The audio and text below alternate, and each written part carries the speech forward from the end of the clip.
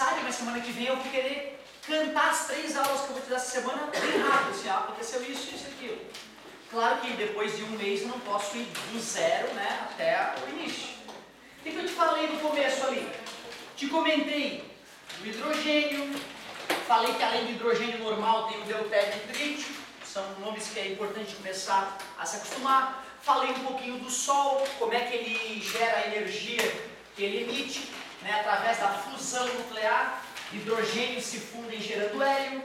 Não custa comentar que toda a tabela periódica foi gerada no interior das estrelas, certo? E quanto mais complexos os átomos gerados, maiores e mais velhas eram as estrelas. O átomo de ferro é um divisor de águas. Para que a gente consiga gerar átomo de ferro numa estrela, a gente já tem que estar numa estrela de terceira ou quarta geração. E no teu corpo tem ferro, né? Hemoglobina, né? Certo? Tu respira devido à hemoglobina que tem no teu sangue, cujo átomo central é um átomo de ferro. Resumindo, parte do teu corpo já fez parte de pelo menos 3 estrelas nos últimos 10 milhões de anos. E isso parece ficção científica, mas não é fato científico, certo? Fato esse, né, sedimentado nos últimos 50 anos. Por isso o teu pai, nas aulas dele, não escutou isso que os programinhas de TV hoje comentam, que nós somos feitos de poeira das estrelas. Te falei como é que é o átomo, né, que tem uma estrutura bem pequenininha, onde tem prótons e nêutrons, prótons positivos, nêutrons são neutros, e gigantesco comparado com o núcleo, tem uma região que na verdade é um grande vazio, definido pela movimentação dos elétrons. Elétrons que são ínfimos e, né, andam em velocidades altíssimas, carga negativa. Através de experiências, famosas experiências, o homem conseguiu achar a carga e até a massa de um elétron, esse valor que a gente chama de carga elementar, e para calcular a quantidade de carga que um corpo possui é só pegar o número de partículas em excesso e multiplicar pela carga elementar. Em excesso porque cada próton é anulado, tem a sua carga anulada por cada elétron. Por isso que corpos neutros possuem o mesmo número de prótons e elétrons. Corpos positivamente carregados têm excesso de prótons. Corpos negativamente carregados têm excesso de elétrons. E a continuação natural da eletrostática aqui é entender um pouquinho dos processos de eletrização. Primeiro processo bem fácil de entender, processo de eletrização por atrito. Eu não gostaria que tu decorasse, eu gostaria que tu raciocinasse, e se tu conseguir isso, daqui a 10 anos tu lembra do que eu vou te falar, palavra de honra. Se tu raciocinar, se tu não decorar, é perene a informação que eu vou te passar. Então olha só, corpo neutro, mesmo número de prótons e elétrons, corpo neutro, mesmo número de prótons e elétrons. Só que como tu deve lembrar da tabela periódica, tem átomos com mais tesão por elétron e átomos que não estão nem aí por elétron. Eletronegativos são os átomos que têm tesão por elétron, né? É aquela galera da direita superior da tabela periódica. Flúor, oxigênio, nitrogênio e cloro. Os 4 caras mais tarados por elétron que existe, beleza?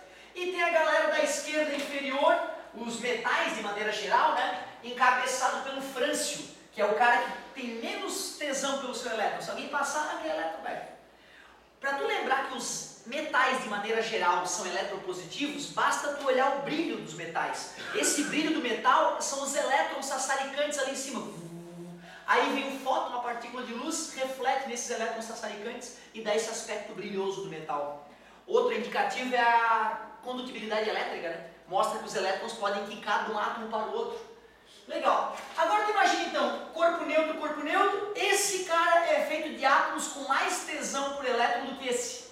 Quando eu pegar e atritar e esfregar um cara no outro, o que é esfregar um cara no outro? É arrastar a eletrosfera de um conjunto de átomos na eletrosfera do outro, né? Certo? A galera que tem mais tesão por elétron vai roubar elétron da galera que tem menos tesão por elétron. É assim que funciona a eletrização por atrito. Se um cara ganha elétron, estava neutro e ganhou elétron, ele fica com carga? Obrigado pela participação. Se o cara estava neutro e perdeu elétron, show! Por isso que não precisa decorar, é só pensar que tu vai concluir que na eletrização por atrito os corpos adquirem cargas com sinais, obrigado, sinais contrários ou sinais opostos. Show de bola. Pode ser também quando tu faz um balão no cabelo. É um exemplo, é um ótimo exemplo. O pente no cabelo e aí atrai as partes, os pedacinhos de papel picado, aquela experiência é muito legal de fazer. Aliás, tu vê, esse teu comentário me mostrou que eu falhei nas outras aulas que eu dei recentemente fazer um comentário importante. Os opostos? Os iguais? Então eu te pergunto, se eu tiver um corpo carregado positivamente, excesso de próton, e um corpo neutro, eles se atraem, se repelem ou não acontece nada? Parabéns. Esse é um comentário que eu ainda não fiz nas outras turmas de eletrostática. Claro que semana que vem eu corrigirei isso. Por que um corpo neutro vai ser atraído por um corpo carregado? É verdade, né? Uma pegadinha clássica de vestibular é corpo neutro, é aquele que não tem carga. Falso. O mundo é feito de carga, né? Certo? Tu é um ser elétrico ambulante, beleza? Se tu tá neutro, é que tem o mesmo número de prótons e elétrons. O que vai acontecer aqui, já que os opostos se atraem, os elétrons vão migrar dos átomos mais distantes para cá, certo? Beleza? Então aqueles átomos lá vão ficar com falta de elétrons, vão ficar positivamente carregados. Mas por que tem atração e não repulsão? Porque, por exemplo, esses elétrons vão ser atraídos por esses prótons aqui, né? Mas aqueles prótons não vão ser repelidos? Por que atrai, então?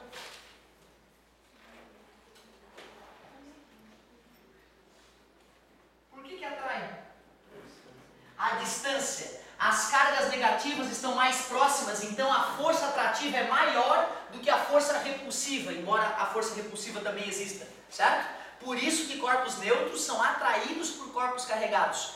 Aquele processo ali onde o corpo neutro ficou com as cargas distribuídas é chamado de indução. Indução, certo? Então o corpo neutro ficou induzido e por isso que corpos neutros são atraídos por corpos carregados. Show de bola. Bom, além de lembrar que os sinais são opostos, é importante lembrar de outra coisa. Quando eu atritei, se esse corpo recebeu 3 elétrons, o que eu posso afirmar desse? Perdeu 3, exatamente. Ou seja, quando eu for fazer a conta da quantidade de carga, vai ser 3 partículas em excesso, tanto para um quanto para outro, né? A única coisa que vai mudar é que o cara que recebeu elétron é menos a carga elementar, e o cara que perdeu elétrons, a carga elementar fica mais. Resumindo, sinais opostos, mesmo módulo. Mesmo módulo.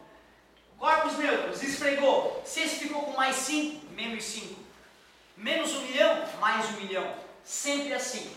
Eles são para atritos, sinais opostos, mesmo módulo. Se tu raciocinar, tu pega essa informação no dia que tu precisar, sem ter que ocupar a memória RAM do teu cérebro aí, certo? Então tu simplesmente raciocina no dia do vestibular e mata a charada. Não procure decorar. Eu já vi aluno meu estudando assim, ó, atrito, opostos, mesmo módulo, opostos, mesmo módulo. Não viaja, cara. Não vai ter como tu armazenar tudo na decoreba da tua mente. Tem que entender o que está acontecendo. Outro processo de eletrização, também tranquilo, mas que tem umas pegadinhas que podem ocorrer, é por contato. Eletrização por contato. O nome já está dizendo, né? Tu vai pôr em contato os dois corpos. Se eu tiver um corpo com excesso de elétron, um corpo condutor, e eu tiver um corpo neutro, se eu encostar os dois, já que os iguais se repelem, esses elétrons querem se afastar uns dos outros. Quando eu encosto um corpo neutro condutor nesse, os elétrons vão enxergar nesse corpo neutro a possibilidade de se afastar ainda mais. Por isso que após o afastamento, ambos os corpos estão negativamente carregados. Se eu tivesse usado um corpo positivo para carregar o corpo neutro, após o contato, ambos estariam positivamente carregados. Eu posso afirmar que prótons foram transferidos desse para esse? Não. Parabéns, não. Não por causa da eletrosfera, nosso escudo Jedi protetor de prótons e nêutrons, né? O que pode migrar de um corpo para outro são elétrons, corpos sólidos, né?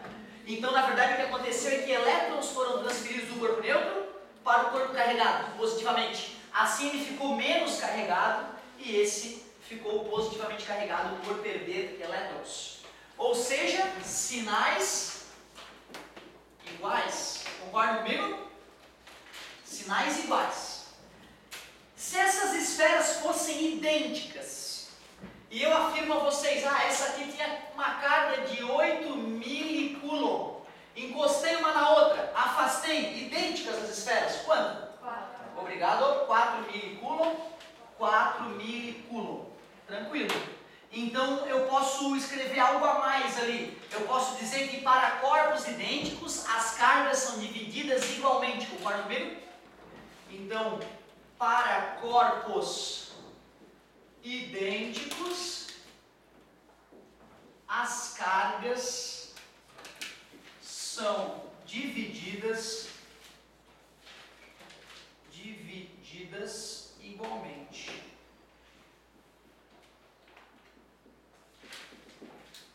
Show de bola. Aí tem uma parte aqui que pode sacanear. Eu já vi o Desk cobrando esse tipo de sacanagem. Dá uma olhada. Vou fazer assim, ó. Esse cara ele não tem 9 coulombs, ele tem 9 prótons em excesso. 9. Encostei num corpo neutro idêntico. O que vai acontecer? O neutro vai perder 9, né? Se esse cara perder 9 elétrons, esse aqui vai ficar neutro. Ele vai ficar positivo, outro? 9 prótons em excesso. Encostei e afastei. Quero saber quanto para cada um. Eu não posso partir um próton ao meio. Parece uma sinuca sem saída, uma sinuca de bico, não tem saída. Mas, cara, é o seguinte, ó. Ora acontece isso, e aí tu repete a experiência. Acaba acontecendo isso, ou seja, vai ter uma probabilidade de 50% do próton em excesso estar no corpo ou no outro. Então tu vê, Deus às vezes joga dados. Apesar de Einstein não concordar inicialmente com essa ideia, né? Deus às vezes joga dados. Muitos fenômenos na física são probabilísticos, podem ou não ocorrer, beleza? Então essa é uma das partes perigosas que eu já vi cobrar. Quando tem um número de partículas ímpar e tu vai dividir para um número de corpos par, né? Então vai ter uma situação em que vai ter a probabilidade do próton em excesso estar ora no corpo, ora no outro. Mas ainda para mim não é a mais legal. A mais sacana das questões que envolvem legislação por contato tem a ver com uma outra coisa. Vou abrir um parênteses aqui no cantinho, ó. Vocês devem lembrar que corpos isolantes e corpos condutores reagem diferentemente quando estão carregados, certo? Primeiro, corpo isolante, galera, é aquele que as cargas elétricas não têm mobilidade. Borracha, madeira, água pura, né? Aquela água que mata, água absolutamente pura, H2O, certo? Que é uma água de bateria, né? Tu não pode tomar água pura, não sei se tu sabe disso, depois tu fala sobre biologia, Desidrata. certo? Desidrata. Desidrata, por incrível que pareça, tomar água pura desidrata. Depois tu fala sobre biologia para mais detalhes. E corpos condutores, as cargas têm mobilidade. Os metais, água de torneira, água comum, água mineral, que é cheia de sais minerais, é condutora. Gás a baixa pressão é condutor, chega a brilhar quando a corrente elétrica atravessa ele. Ó. Então gases a baixa pressão são bons condutores de energia. Legal. E aí eu pego lá o paninho, né, uma lãzinha e esfrego ali. Aí atritou por atrito. O que acontece no corpo isolante? As cargas ficam ali mesmo. Porém, um corpo condutor, quando eu vou lá e eletrizo ele por atrito, as cargas acabam se espalhando pela superfície externa. Tudo bem para vocês? Beleza? Então tem que tomar cuidado com isso. Corpos isolantes condutores reagem diferentemente quando estão carregados. A partir daquela ideia, presta atenção no que eu vou te falar. Imaginem vocês que eu tenho 7 esferas idênticas. Esfera 1, esfera 2, esfera 3, esfera 7. Todas neutras, exceto uma. Todas neutras, exceto uma. Essa esfera que não está neutra tem 1,2 coulomb de carga. Eu vou pegar essa esfera que está carregada, vou botar no meio e vou circundá-la com as outras esferas neutras condutoras. Vai ter uma inclusive aqui na frente, tá vendo? E outra lá atrás também. Então se a esfera está aqui, vai ter esfera encostando aqui por trás, aqui, aqui, aqui nas laterais. Encostei todas elas e depois afastei. O que vai acontecer com a esfera 1, 2, 3 e a 7? Ela vai dividir com todas.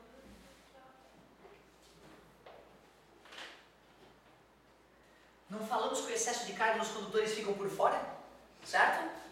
Ou seja, por incrível que pareça, a esfera que estava originalmente carregada, por ter sido colocada no meio, envolta em condutor, ela vai ficar neutra, cara. Essa esfera vai ficar neutra. E o 1,2 coulombs vai ser dividido pelas 6 outras esferas idênticas. Então cada esfera vai ficar com 0,2 coulomb. As esferas que ficaram por fora e a de dentro neutraliza. Beleza? Pelo fato de os condutores carregados estarem com as cargas sempre na superfície externa. Muito bom. Show de bola. Então as duas partes perigosas da equação por contato é quando tem um número ímpar de partículas para dividir por um número par de corpos ou vice-versa. Aquele cara que não, né, que vai ficar que vai dividir, aquele cara que vai sobrar, ele vai ter a probabilidade igual de parar em qualquer um dos corpos em contato. E a parte mais perigosa, ao meu ver, quando a gente cerca um corpo com outros condutores, o corpo que está cercado sempre ficará neutralizado. Show de bola. Aí agora dá pra gente ir para a eletrização por atrito mais bonitinha. Desculpa, a eletrização mais bonitinha. A eletrização por indução. Tu viu, eu acabei te explicando o que é indução, né? Então vai ajudar já a entender o processo de eletrização por indução. Por indução. Imagine que eu tenho um corpo previamente carregado, pode ser negativamente, e tem um corpo neutro que eu quero carregar. Como é que eu procedo para eletrizar este corpo neutro por indução?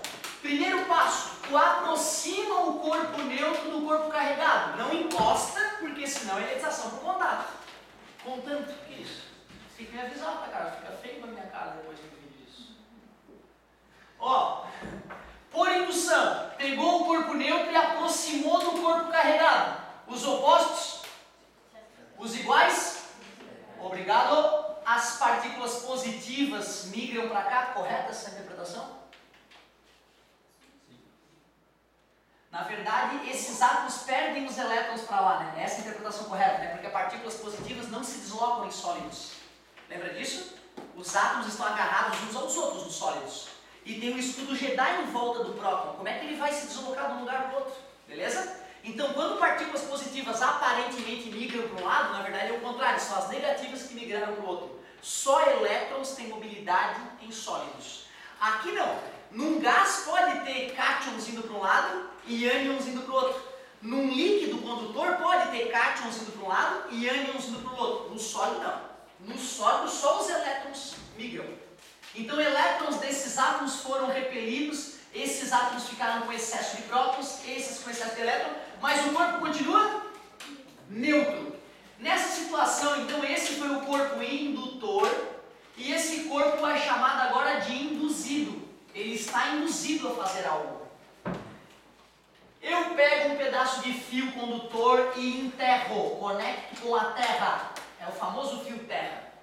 Se tu vai na loja de material de construção e pede, amigo, eu quero fazer um fio terra, ele não vai te fazer mal. Ele vai te vender uma haste de cobre de 2,5 metros que tu vai levar para casa, com uma marreta, tu vai enterrar ela no teu quintal, amarretada, enterrou a haste de cobre, puxa um fio suficientemente grosso e conecta no terceiro plug da tomada, certo? Assim, em tempestades elétricas, teus aparelhos vão ter menos chance de queimar e tu vai ter menos chance de morrer eletrocutado no aparelho, certo? Beleza? É assim que deveria ser em todas as casas, né? Com aterramento bem feito pelo eletricista que tu contratou. Na prática, a maioria das casas não é aterrada. A empresa de energia elétrica acaba não fazendo isso, que seria muito caro. Ela prefere aceitar os processos por queima de aparelho, né, e por problemas. Então assim, caiu o raio, queimou um aparelho na tua casa, pode acionar a Celesc que ela vai pagar aquele aparelho. No resto do mundo não, porque o resto do mundo a rede elétrica é bem aterrada. E aí então se acontecer uma catástrofe e queimar teus aparelhos, a culpa é da natureza, certo? Mas tu vê, né, como o Brasil é deficiente em alguns aspectos, as empresas acabam arrumando uma maneira para não sofrer tantas consequências. Olha só, fiz o aterramento, os opostos? Então, peraí, prótons vão subir pelo fio terra, atraídos pelos elétrons? Não, os elétrons vão escoar pelo fio terra. Se o corpo estava neutro e perdeu elétrons, depois que eu desconectar o cara com a terra, esse corpo que estava neutro agora estará positivamente carregado. Obrigado.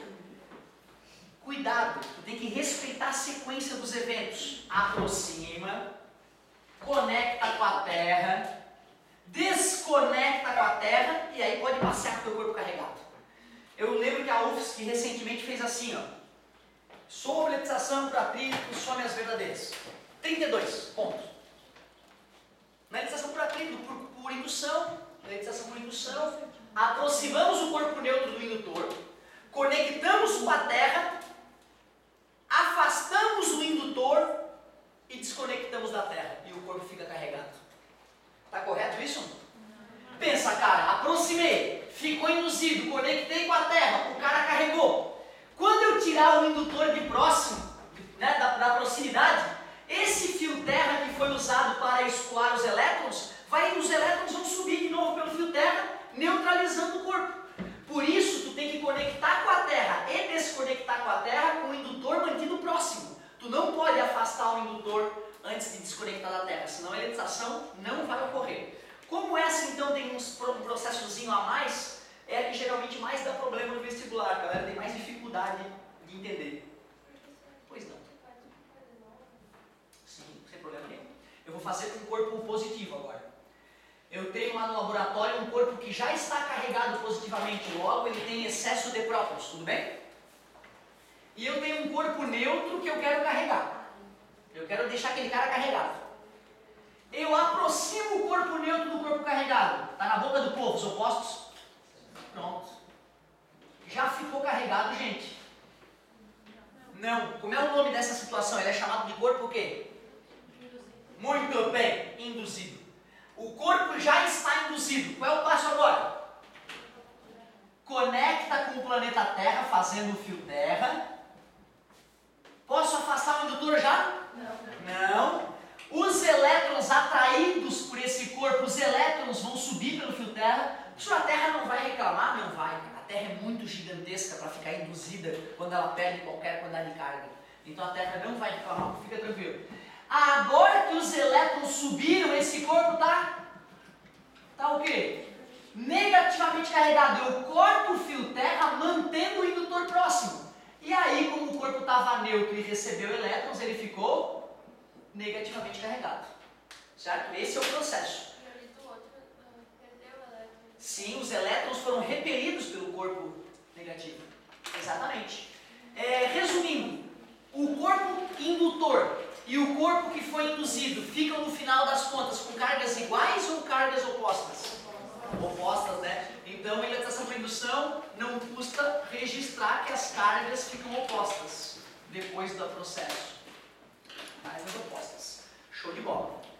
Legal, então sabemos as 3 técnicas clássicas para a gente eletrizar os corpos. Natural agora que eu migre para falar um pouquinho da lei de Coulomb.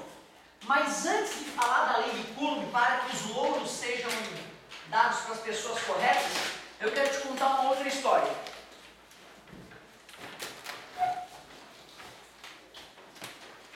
Ptolomeu foi um dos caras que primeiro escreveu um livro, documentou como é que o sistema solar funcionava, certo? Ele dizia que a Terra era o centro do universo e a Lua e o Sol orbitavam a Terra num círculo perfeito e Marte e os outros planetas conhecidos orbitavam de uma maneira bem maluca a Terra, para ele poder entender o que era visto aqui da Terra. Ele é do século I depois de Cristo, Cláudio Ptolomeu. E ele previa eclipse. Então é uma coisa assustadora. Mais de 1500 anos se passaram para nascer um cara chamado Nicolau Copérnico, que simplificou o sistema. Esse aqui é geocentrismo, né? Esse aqui é heliocentrismo, certo? O Sol como centro. O pessoal, né, em 1500 e pouco não acreditou na hipótese de que a Terra estaria orbitando o Sol, obviamente, mas como o sistema do Copérnico era mais fácil de entender e calcular, a galera adotou o heliocentrismo, mesmo não acreditando que de fato ele pudesse acontecer. Os dois cometeram o erro, né, de sempre estar fissurado na trajetória perfeitamente circular. O Sol é redondo, a Lua é redonda, no céu os deuses moram, então o círculo é a expressão da perfeição, tudo que é divino é redondo. Certo? Existia essa filosofia. E então eles insistiam na trajetória circular. Passou um certo tempo, Kepler foi levado às observações de Tycho Brahe, um cara que quase não aparece nos livros. Esse cara matou a charada de verdade, né? As 3 leis de Kepler que nós estudaremos. Isso aqui eu vou estudar tudo devagarzinho com vocês futuramente. Só contextualizando primeiro. O Kepler sim matou a charada. Primeira lei de Kepler, os planetas orbitam o Sol descrevendo uma trajetória elíptica, na qual o Sol ocupa um dos focos. Segunda lei de Kepler, a lei das áreas, e assim vai. E aí nasce um bicho que é alienígena, não é possível. Newton. Newton, ele tinha uma síndrome, para quem não sabe, né? Asperger, ou Asper, não sei qual é a pronúncia da síndrome. É um cara esquisitão. É um cara esquisitão.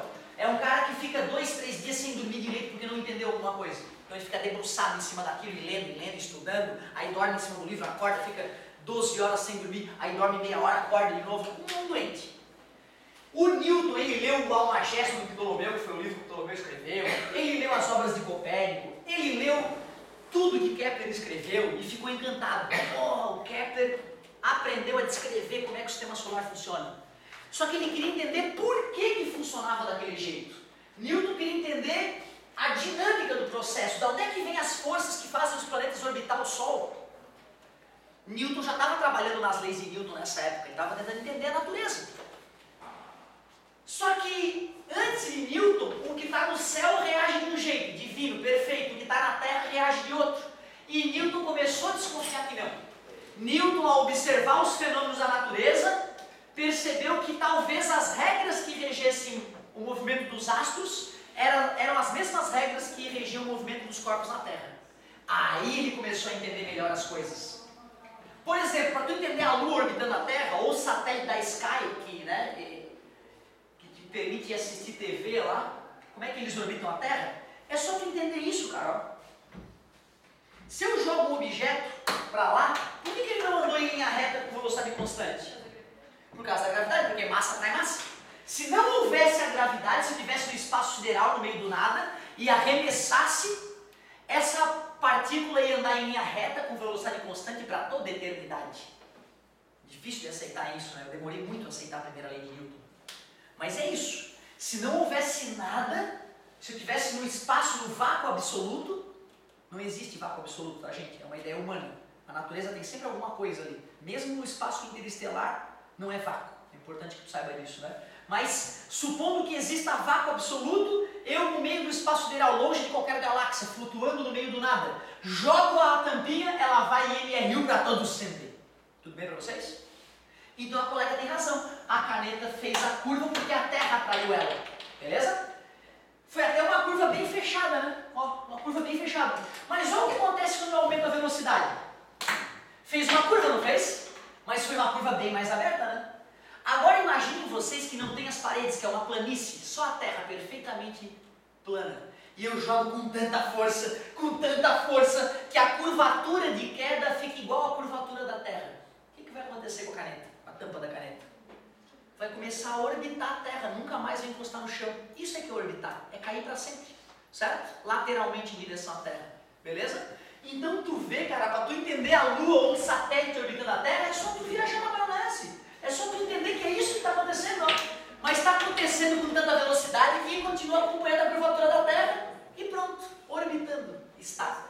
Newton sacou isso. Newton foi o primeiro ser humano que matou essa charada, que era a atração gravitacional, que é essa força que deixa a tua bunda grudada na parede, na cadeira, né? Essa força que segura a Lua orbitando a Terra, orbitando na Terra. Essa força de atração do Sol em relação à Terra ou da Terra em relação ao Sol é que faz um orbitar o outro.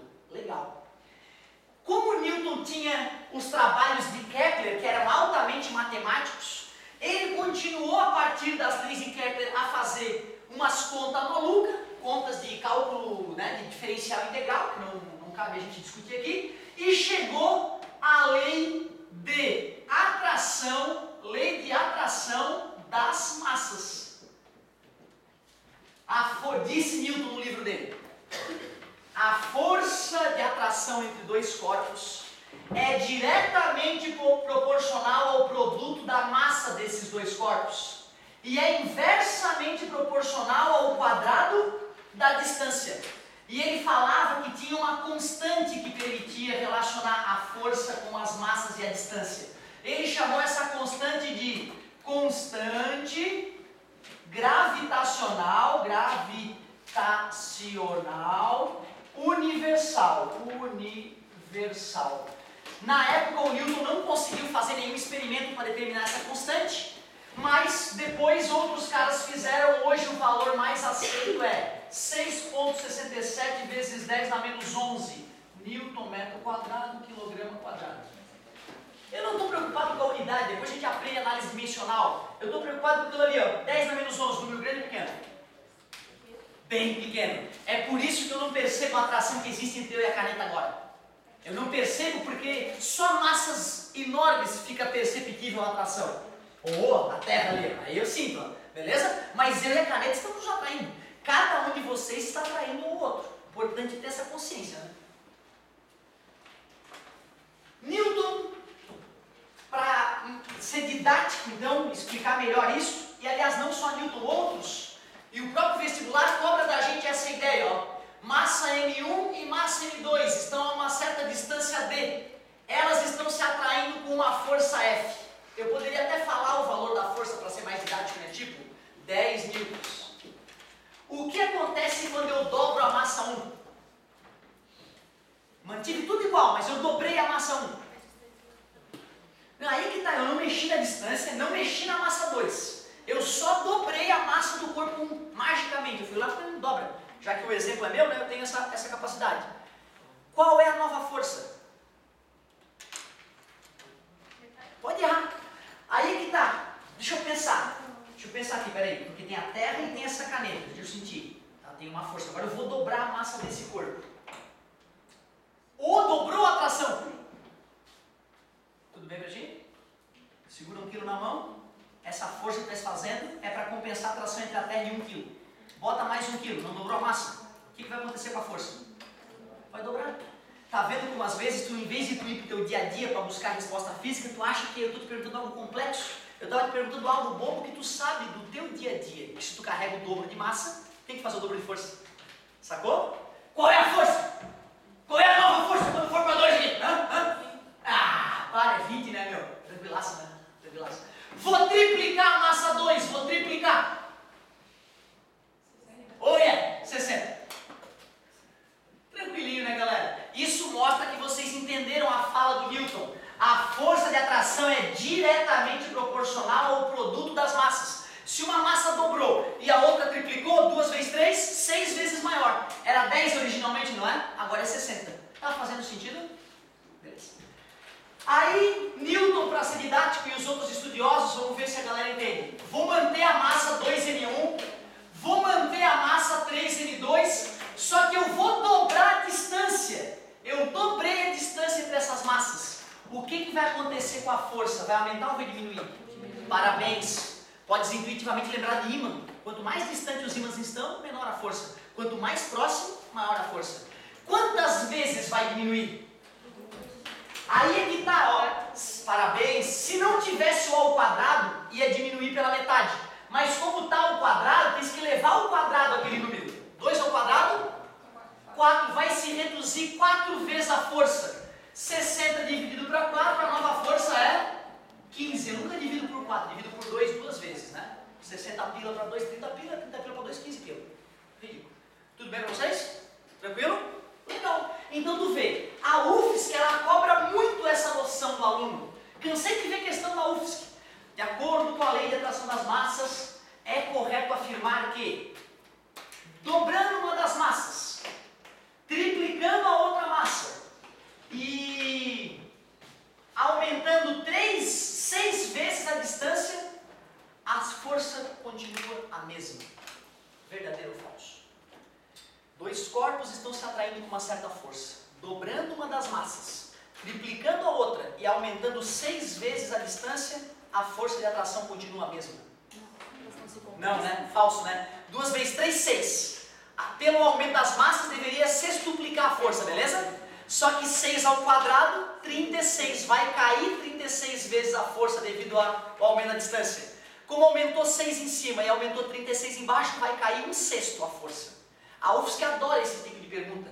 E tu vê, não é uma coisa que seja necessário calcular, é algo que dá para fazer mentalmente se tu te acostumou com grandezas diretamente proporcionais e inversamente proporcionais ao quadrado, que é como a lei de Newton, que é como Newton descobriu a lei.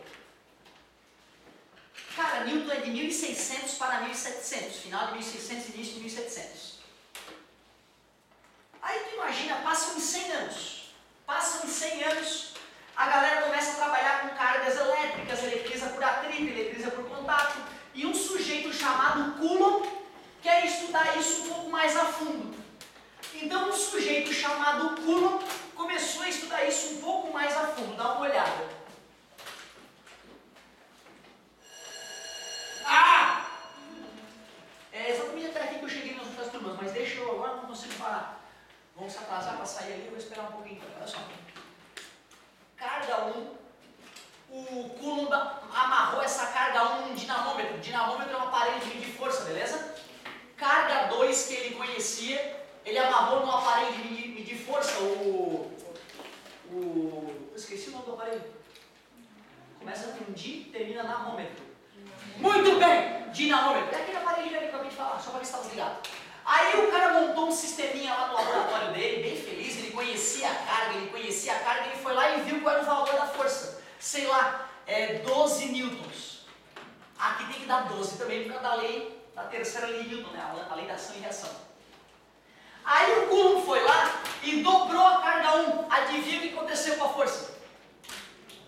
Dobrou! Ele lógico, foi para 24 newtons. Aí o Coulomb foi lá e triplicou a outra carga. Adivinha?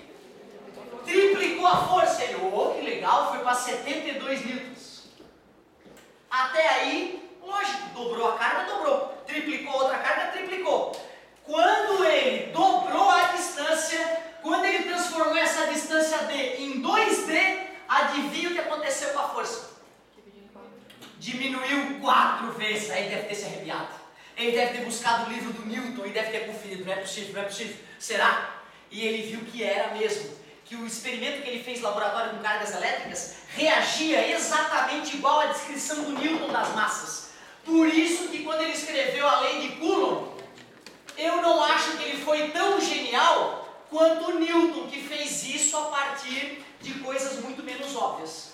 Concordas que a lei de Coulomb e a lei de tração das massas de Newton são idênticas matematicamente? Na próxima aula a gente continua a partir daqui. É hoje à tarde a nossa próxima aula, não é? Eu achava que era. Tem um plantão. Tem um plantão, mas à tarde eu jurava que eu tinha uma aula Tem um mais plantão importante. Tem À tarde tem, né? Uma aula normal, certo? E são vocês que vão estar aí, beleza? Não me abandone, eu preciso disso que eu tenho que passar a tarefa da semana pra vocês, beleza? É isso aí, galera. Daqui a pouco nós estamos juntos de novo. Muito obrigado pela paciência e pela atenção. Aquele zoom clássico, olha só, pra galera que quer copiar. Só pausar e copiar bem feliz. Desculpa o arranjo. Uma coisa linda.